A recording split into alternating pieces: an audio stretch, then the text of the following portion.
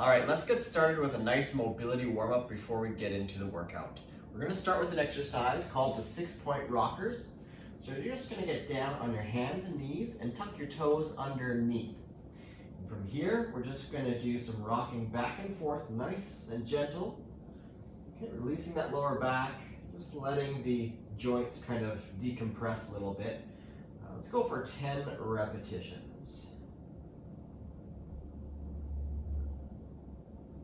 7, 8, 9, and 10.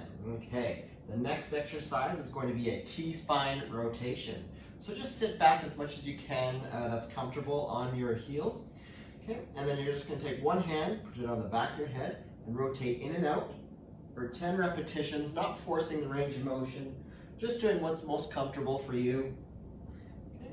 Whenever we're warming up, we're looking for the blood circulation to get going, as well as mobility. We're not trying to force any movements or hurt ourselves or strain ourselves at this point, just getting things moving.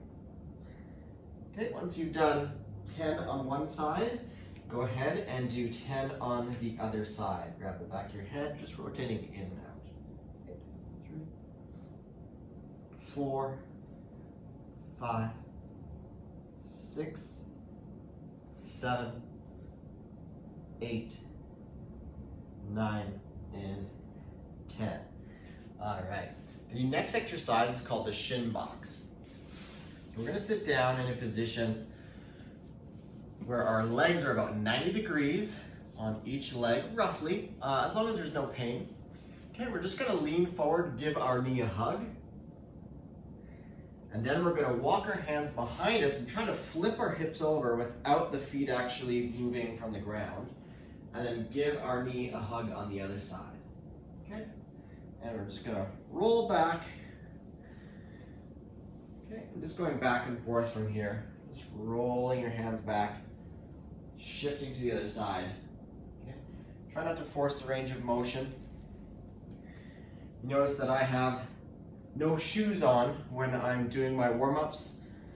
This particular exercise, if you have shoes on, can feel a little bit bulky, like the shoes almost get in the way of the rotation. So it's good to have your shoes off, if you can, if you're in a place where you're okay to do that. Okay, so I'm just gonna go across about 10 times total, so 5 on each side. When I'm warming up, I don't really think too much about the repetitions, more than I think about how I'm feeling, how my muscles, joints, how are they doing with these movements. Do I need to move more? Does it feel like I've got enough? I'm moving really well. That is something where you get to be present in the moment and think about what you're doing. And that way you're gonna get the best warm-up possible. All right, now that we're done with the shin boxes, we're gonna move on to the hip bridge. So I'm gonna lie down on my back. I'm gonna bring my heels in close to my butt, feet about hip width apart, lying down nice and comfortably. I'm going to push the earth down with my heels, driving my hips up, squeeze the butt, and come back down. Okay, and let's go for up to 20 repetitions. We really kind of want to get those glutes firing. So you want to feel your butt, maybe your back of your hamstrings, or your hamstrings, back of your legs working. What we don't want to do is overextend and get our back involved. So if you're pushing too high up where you're feeling your back kind of taking over, kind of hurts, don't do this exercise. Or limit the range of motion where you can feel your glutes and hamstrings working. You definitely don't want to get that back in any type of peril. Okay, let's just do about 5 more here. 5, 4, 3, 2, and 1. Excellent. Okay. The next exercise is a little bit more challenging. I'm going to show you a few variations, but it's called the Renegade Plank. So what we do is we get in our hands and knees, and then we're just going to walk ourselves out just a little bit. So now we got a little bit of tension going on in that core. So I want to keep my core nice and tight. My hands are close enough together that my thumbs can are touching each other. And in the Renegade Plank, we're actually going to try to take one arm off the ground, squeeze those shoulder blades together. Okay, and pretend like you've got a pot of hot coffee on your back. You don't want to shift your weight too much side to side when you're doing this exercise. You want to make sure that you don't spill that coffee. Now, if this is too challenging for you, that's okay. We can stay in this position here and just have a hand kind of tap to the outside, trying to maintain that stability.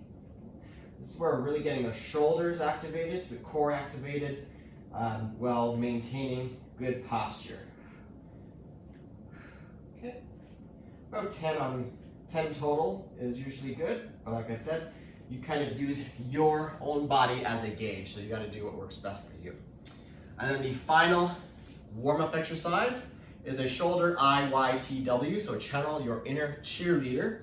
And just sitting on your knees, no problem. We're going to do letter I, letter Y, letter T, and letter W.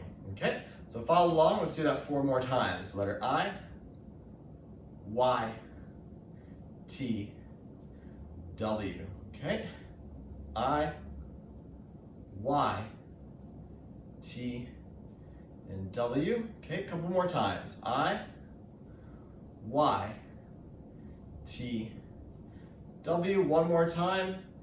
I, Y, T, and W. All right, warmed up, ready to go. Let's work out.